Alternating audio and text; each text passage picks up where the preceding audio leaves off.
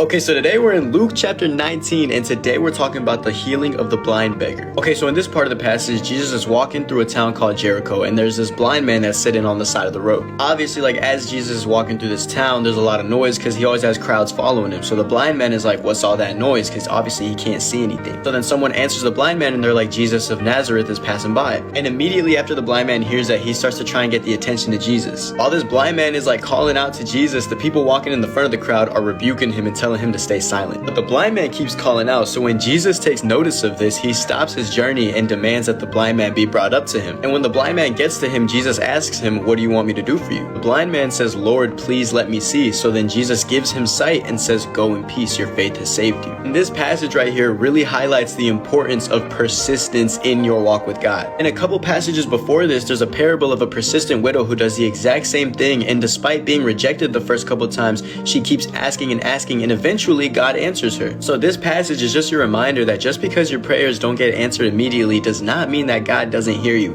Sometimes it's just not the right time. But I promise you, if you keep praying about it, it will happen. And with that being said, thank you guys for watching, and I'll catch you in the next video.